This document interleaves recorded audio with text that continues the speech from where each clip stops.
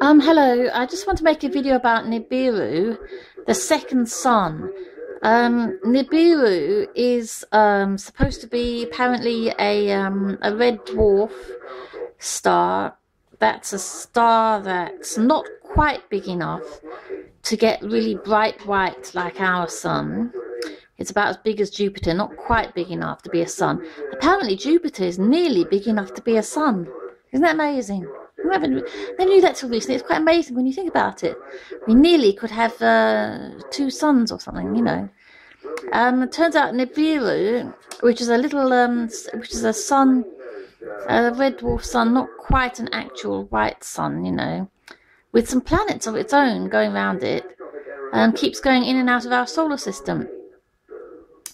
It's called the 10th planet, but I think they're still calling it a planet to stop people panicking, because they also actually admit it's a brown dwarf, which is not a planet anymore. It's a sun that hasn't quite made it to being a really fully fledged big bright sun, but it does emit a lot of light and it's much too hot to sustain life itself.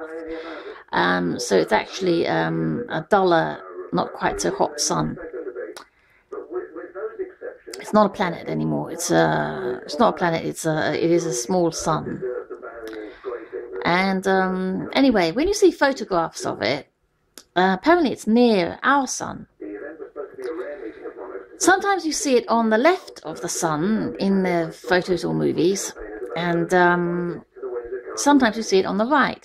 Now this puzzled me a bit for a while, but it does occur to me that it could just be that it could just be due to the movies being taken at different places. I've just seen one that purports to have been taken in Scotland, where Nibiru seemed to be on the left of the picture from the point of view of the viewer. And that was taken in Scotland. So maybe the ones where you see it on the right of the picture from the point of view of the viewer were taken down at in Antarctica, where that new telescope is supposed to be.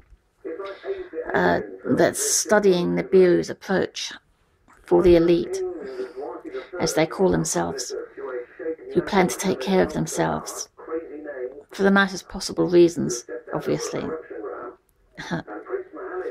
Anyway, because if you think about it, if you're upside down, then the perspective is going to change, and something that looks like it's on the left is going to look like it's on the right.